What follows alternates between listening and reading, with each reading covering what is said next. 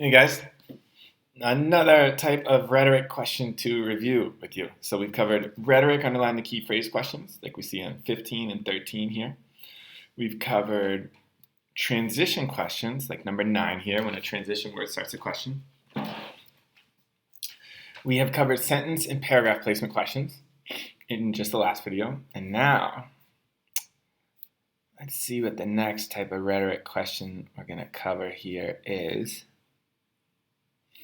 By the way, you can see 16 here is another transition question. You'll see G and H, because, and although, right at the start of the sentence. That's just to give you a little sense of what transition questions look like. All right, 17. I thought we'd do this type.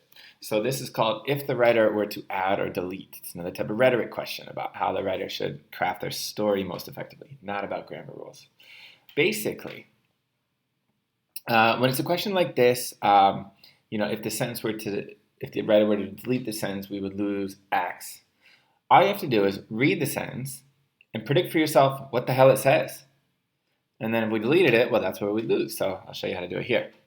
So if the writer were to delete the phrase, a seaport on the Atlantic coast in northwestern Africa. Well, let's see what the hell it does do in the paragraph. So we'll read a little bit above. Starting at the top, serving at the Peace Corps after a much too long a flight, we landed. Fully stretching my legs for the first time in 12 hours, I poked my head out the bulkhead door and exclaimed, "This place is hot." I had arrived in Safi, Morocco, a seaport on the Atlantic coast in northwestern Africa. It just gives us details about what type of place this is. So if we delete it, that's what we lose. That's going to be my prediction. I would have covered the answers before I did that, by the way. Make that prediction, read what it actually says. Well, if we delete it, that's what we'll lose. Information in this case about the city they've arrived in. Now we'll check the answers. Primarily lose details that more fully describe the setting. I like A a lot. I guarantee that's the answer. But we'll practice our crossing out techniques. Let's say I'm not sure yet. I'm going to find the words in each of the wrong answers and make them wrong.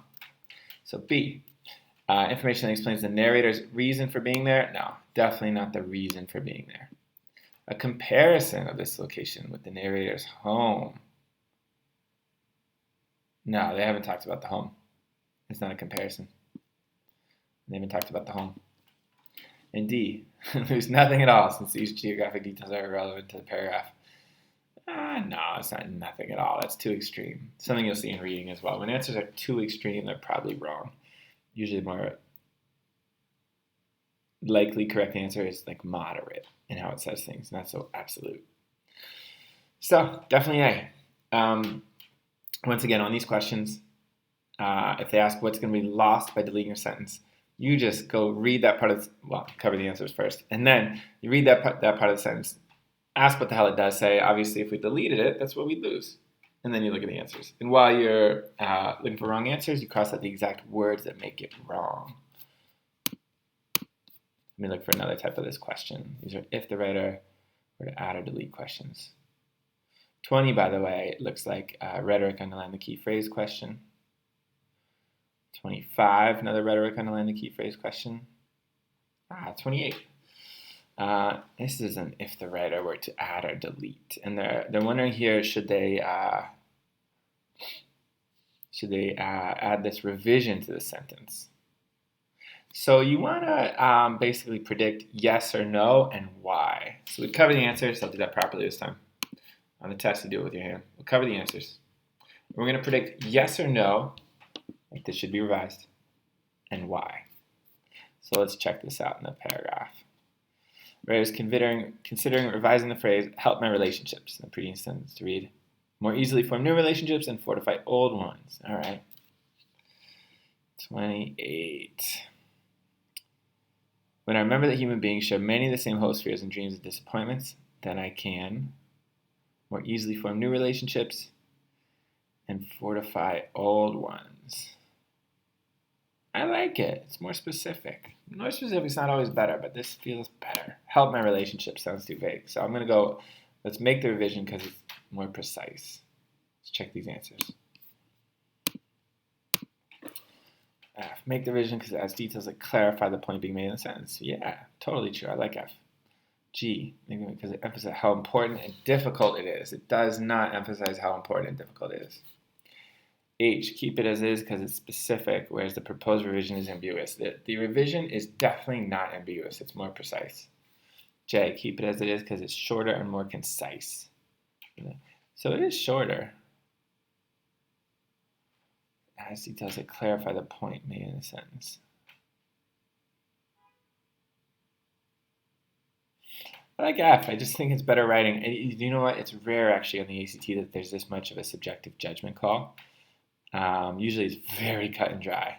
But yeah, F is definitely the right answer here. More easily formed new relationships and fortify old ones. Better language, more precise. It definitely is clarifying the point being made in the sentence. Help my relationships. Help my relationships how? We don't know. That could mean so many things. That's why J is wrong here. Let's find another should the writer add or delete question. All right, 31. Should the writer add this sentence? Again, we're going to say yes or no and why.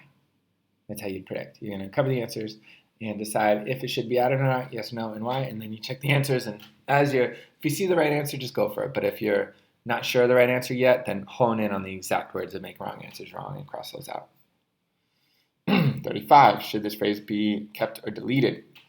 So you're gonna predict, yes or no. Basically, keep it or delete it, and why, and then look at the answers. 36. Another one.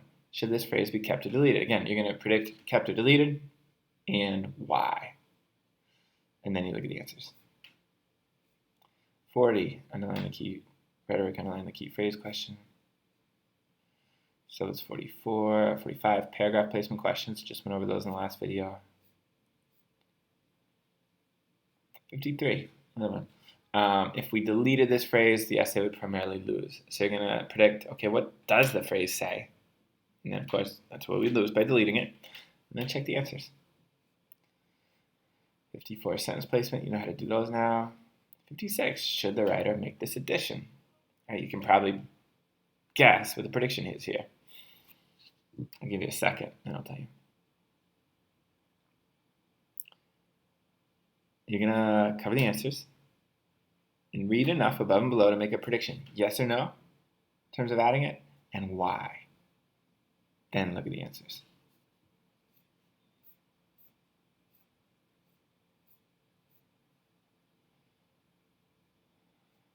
All right. So those are all the should the writer add or delete. So you're seeing like kind of two types of questions. There's if we deleted this, what would we lose? In which case, read the part they want to delete, predict for yourself what the hell it says, and then, yeah, that's what we're going to lose if we deleted it. Then look at the answers. And then for the types of questions which are, should this be kept or deleted? Should this be added? Should this be deleted? You basically want to make a prediction, yes or no, and why you think that, and then check the answers. That's it. Now you're going to be crushing these questions too. Good luck.